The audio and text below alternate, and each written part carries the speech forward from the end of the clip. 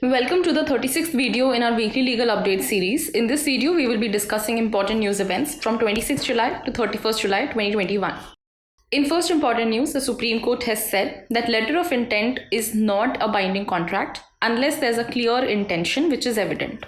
In the case of South Eastern Coalfields Limited versus S. Kumar's Associates, the court has clarified that a letter of intent is not a binding contract unless the intention is evident from its terms. The court has further said that such intention must be clear and unambiguous, as letter of intent is normally indicating a party's intention to enter into a contract with the other party in the future.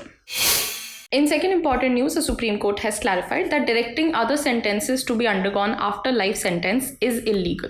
In the case of Imran Jalal versus State of Karnataka, the court has said that a trial court cannot direct that other sentences would begin after the expiration of life sentence awarded to the convict. Reference was made to a constitution bench decision in Muthu Ramalingam versus State, wherein the court has clarified that if the court directs that life term is to start first, then it would necessarily imply that the term sentence would run concurrently.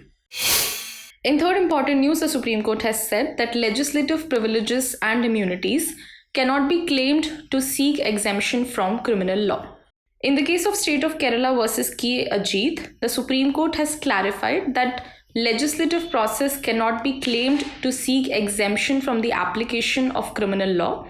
The Supreme Court has said further that acts of vandalism cannot be said to be manifestations of the freedom of speech, and they cannot be termed as proceedings of the assembly to warrant the protection of Article 194 of the Constitution.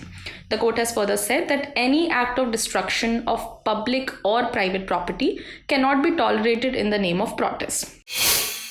In fourth important news, the Supreme Court has said that arbitration award which rewrites the contract is liable to be set aside. In the case of PSA Sickle Terminals Limited versus Board of Trustees, the Supreme Court has said that an arbitration award which ignores the evidence or which essentially rewrites a contract is liable to be set aside under Section 34 of the Arbitration and Conciliation Act on the ground of patent illegality.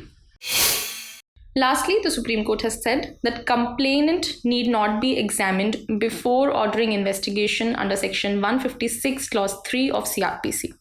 In the case of Mrs. Supreme Bhiwandi Vada Manufacture Limited versus State of Maharashtra, the court has said that there is no requirement of examining the complainant on oath under Section 200 of CRPC before a judicial magistrate orders police investigation under Section 156 Clause 3 of CRPC.